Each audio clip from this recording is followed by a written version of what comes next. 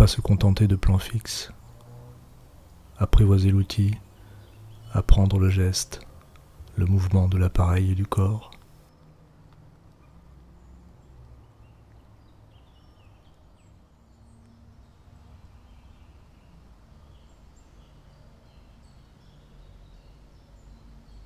Ça change quoi de ne pas filmer poster face,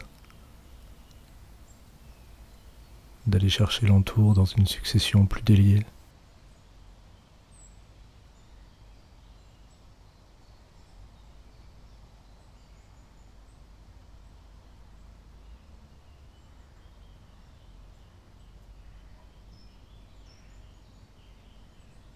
Ce journal est aussi une série d'étangs et de cours d'eau.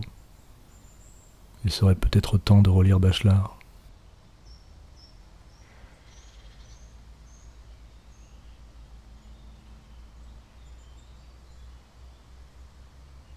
« 27 juin, 20.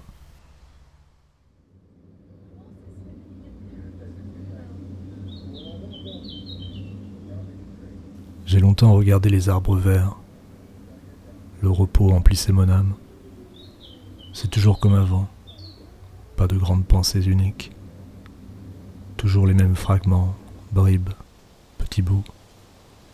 Soit un désir terrestre qui s'allume, soit la main se tend vers un livre intéressant, soit brusquement je prends une feuille de papier. Mais là, le doux sommeil me cogne dans la tête. Je m'installe à la fenêtre dans un fauteuil profond. Je regarde la pendule, j'allume ma pipe. Mais tout de suite, je bondis et je me dirige vers la table. Je m'assieds sur une chaise dure et je me roule une cigarette. Je vois une petite araignée qui court sur le mur. Je la suis, elle m'aimante.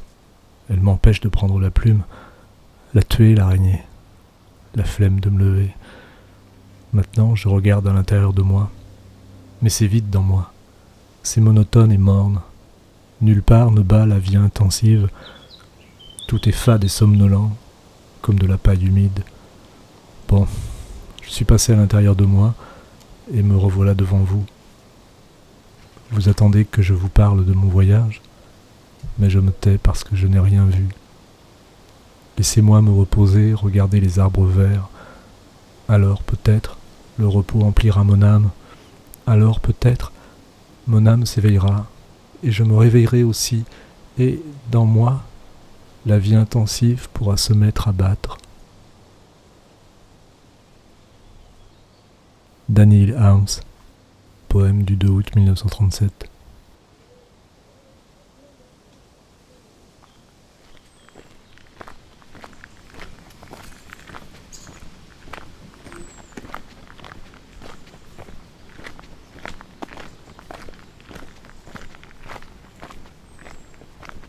J'ai commencé la mise en ligne d'une nouvelle série à partir du texte écrit sur Buchanan. J'ai appelé ça une vidéo-lecture.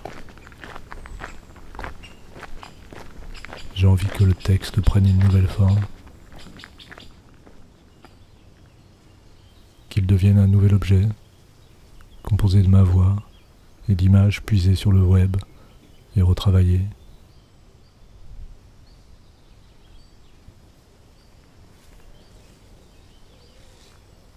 J'essaie d'y installer un jeu d'écho par le choix des morceaux constituant la bande-son. Et en faisant ça, je retrouve quelque chose de proche de la radio, du plaisir que j'y ai éprouvé il y a une trentaine d'années.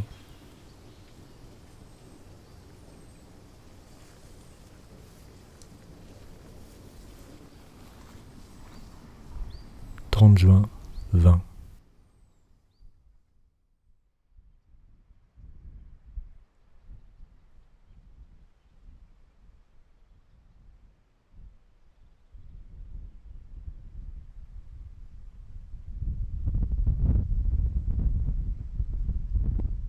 Tu filmes pendant la promenade de l'après-midi, mais pas pendant que tu fais du tri et que tu ranges dans le sous-sol. Pourtant, dans le sous-sol, tu te trouves au cœur de l'intime. Tu te rends compte que les cahiers que les enfants ont remplis à l'école primaire sont encore là sur une étagère. Pourquoi faire ? Pour quelle peur ?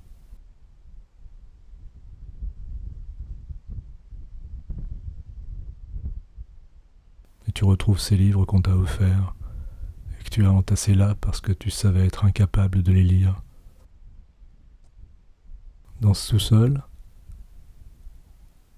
tu navigues au cœur du temps et des malentendus.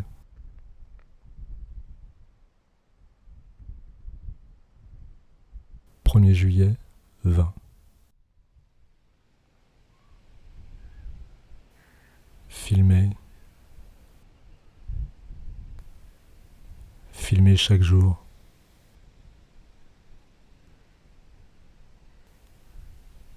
Filmer comme un rituel.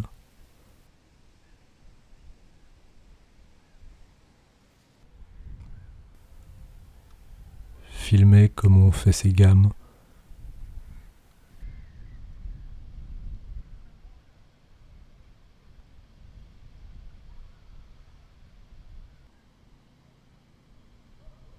Filmer même les jours noirs.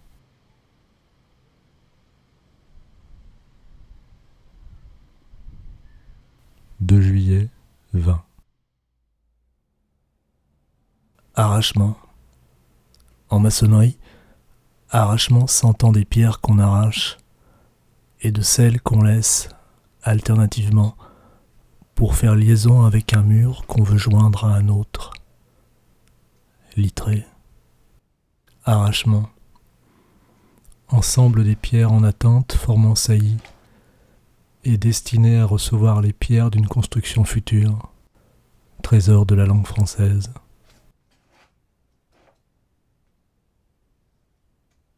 Commencer par l'image d'une pierre, ligne brisée en attente, entre vide et désir et inachèvement, prémisse tant de la réalisation que de la ruine, tension de la saillie, d'un travail en train de se faire, d'un aboutissement toujours à venir, image d'une œuvre en cheminement, d'un appel, aspiration à ce qu'il a B, ce qui est à exprimer, capable de combler le vide ou le souligner. Là que puiser, dans ce vide en soi, cette violence sous-tend l'expressivité que l'échec, l'élan que la chute.